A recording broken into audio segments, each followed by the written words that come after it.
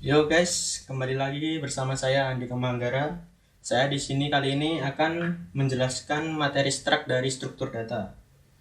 Kita mulai saja. 1. Pengertian dan deskripsi. Struct adalah array yang mampu menyimpan elemen-elemen dengan tipe yang berbeda. Nah, cara pendeklarasiannya seperti di bawah ya. Struktur data underscore tanggal. Nah, itu sebagai nama struktur atau nama struct.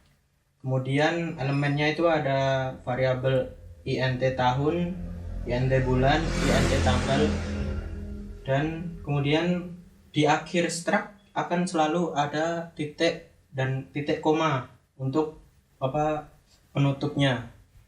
Kemudian data underscore tanggal underscore lahir titik koma itu sebagai tipe data suatu variabel. Nah, itu maksudnya adalah pada struct data underscore tanggal itu nanti yang akan kita gunakan itu inisiasinya sebagai tanggal underscore lahir. Jadi nggak perlu kita ngetiknya itu data underscore tanggal. Jadi yang kita ketik tanggal underscore lahir. Yang kedua, deskripsi atau sifat. Struct memiliki elemen dengan tipe data yang berbeda. Itu maksudnya dalam satu struct sendiri itu bisa bertipe integer, char, float, dan lain-lain. Kemudian struct bisa di dalam struct. Nah, maksudnya tuh kita mendeklarasikan satu struct. Nah, kemudian dari dalam struct itu kita akan membuat struct bukan di dalam, tapi kita akan membuat struct lain. Nah, di dalam struct lain itu kita bisa menginisiasikan struct yang sebelumnya sudah kita buat. Jadi itu bisa struct di dalam struct. Kemudian multi struct. Jadi dalam satu program itu struct itu nggak cuma satu, bisa ada 2, 3, 4, 5, seterusnya. Akses struct bisa berbentuk elemen atau substruct.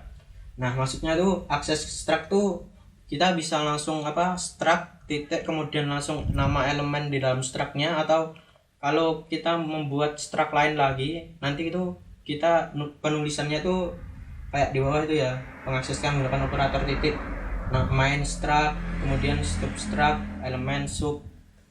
Nah, itu kemudian bisa bersifat array. Nah, maksudnya bersifat array ini kalau struct itu kan karena struct itu tipenya elemen berbeda-beda. Nah, kalau array kan tipenya sama. Nah, bisa bersifat array itu kalau kita gunanya tuh tipenya sama.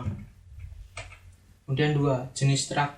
Pertama, struct biasa. Maksudnya struct biasa ini ya struct yang hanya menggunakan struct dengan tipe variabel yang berbeda. Maksudnya nggak ada fungsinya, nggak ada pointer atau dan lain-lainnya. Contoh algoritmanya, nah ini struct nmhs, kemudian ada variabel nama, char, tipe char, nama, array dengan indeks 30, kemudian float, UTS, UAS, tugas, char, IPK. Jadi struct itu tipenya bisa beda-beda, nggak harus sama. Yang kedua, struct menggunakan tipe def. Dengan menggunakan tipe def struktur. Nah, ini struktur PSD didefinisikan kembali dengan nama baru tanpa menggunakan kata struct di awal nama baru tersebut. Itu lihat codingnya dulu ya. Itu tipe def struct.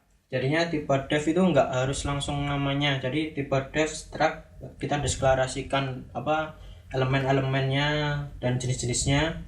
Kemudian di akhir tuh kita inisiasi nama struct tersebut. Misalnya di sini PSD, habis itu titik koma. Nah, kemudian kita buat definisi variabel baru dari PSD menjadi persediaan underscore barang. Jadi nanti kita mengaksesnya menggunakan persediaan underscore barang, tidak menggunakan PSD. Yang ketiga, struct dalam struct. Suatu struct juga bisa mengandung struktur yang lain. Nah, ini contohnya. Coding struct data tanggal. Nah, struct data tanggal ini nanti di struct data pegawai akan dipanggil akan diinisiasi lagi. Itu ya int pada struct data pegawai int nip titik koma, kemudian char nama 30 titik koma. Nah, ini data underscore tanggal, kemudian tanggal underscore lahir itu inisiasi lagi dari struct yang sebelumnya, seperti yang saya katakan tadi bahwa struct bisa di dalam struct.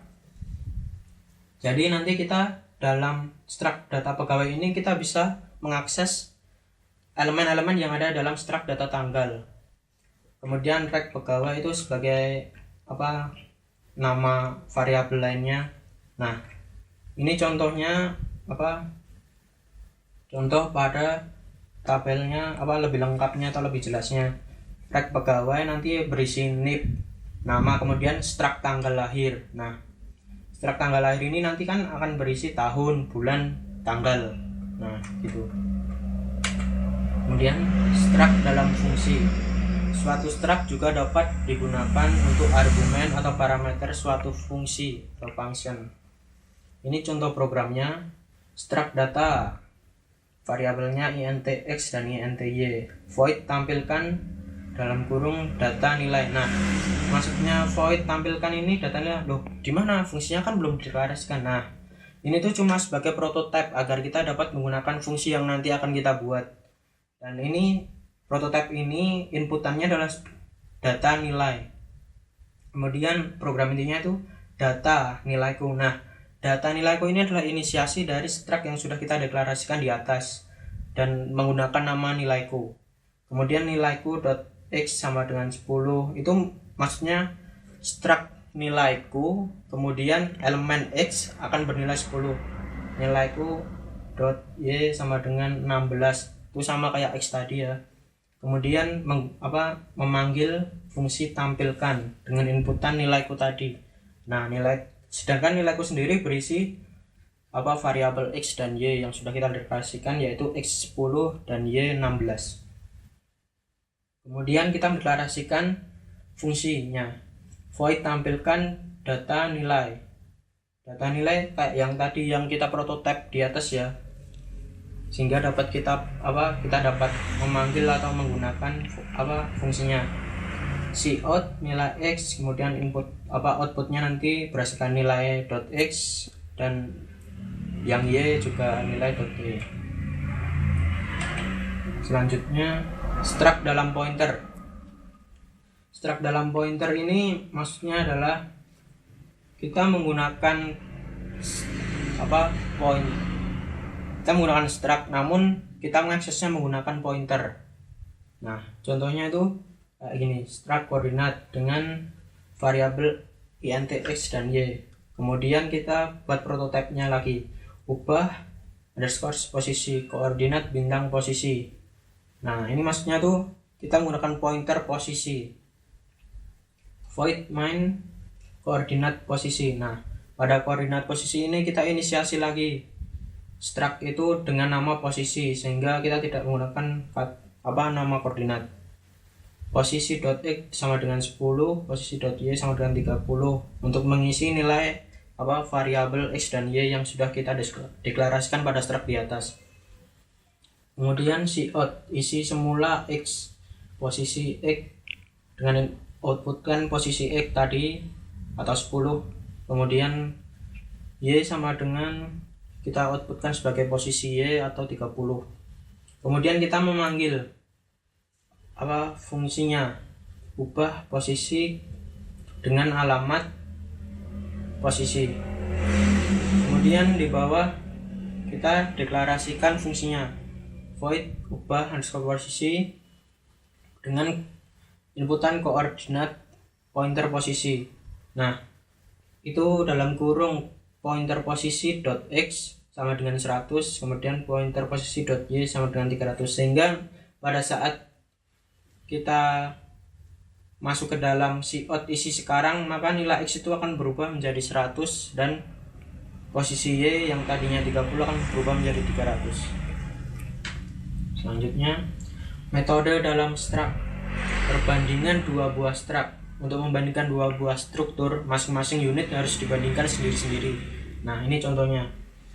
If tanggal 1 titik tanggal sama dengan tanggal 2 titik tanggal, kemudian dan 2 TGL 1 titik bulan sama dengan TGL 2 titik bulan, kemudian dan lagi 2 kali TGL 1 tahun sama dengan TGL 2 tahun. Nah, jadi kita membandingkannya setiap variabel atau elemen yang ada pada dalam struct itu sendiri-sendiri. Jadi nggak bisa kita langsung bandinginnya tuh. Dalam struct kan ada misalnya tanggal, bulan, tahun. Nah, kita tuh harus bandinginnya sendiri-sendiri, nggak bisa langsung kita nyebutin nama structnya aja nanti dibandingin sendiri sama sistemnya. Jadi kita harus secara manual membandingkannya sendiri-sendiri. 4. Implementasi di dunia nyata. Nah, ini contoh implementasi di dunia nyata secara sederhana ya. Misalnya ada sebuah forum. Nah, pada sebuah forum kan ada di sebuah showroom kan nggak cuma ada motor tapi ada mobil juga. Nah, motor itu juga memiliki merek, jenis, warna. Mobil juga merek, jenis, warna. Jadi pada saat kita misalnya ke showroom nanti kan kita akan ditawari berbagai motor dan mobil tergantung merek apa yang kita ingin beli, kemudian warna apa yang ingin kita beli, dan jenis apa yang ingin kita beli. 5. Kesimpulan. Struct dapat memiliki elemen yang berbeda. Struct dapat digunakan bersama dengan struct lain, fungsi, dan poin termasuknya struct lain itu ya struct di dalam struct.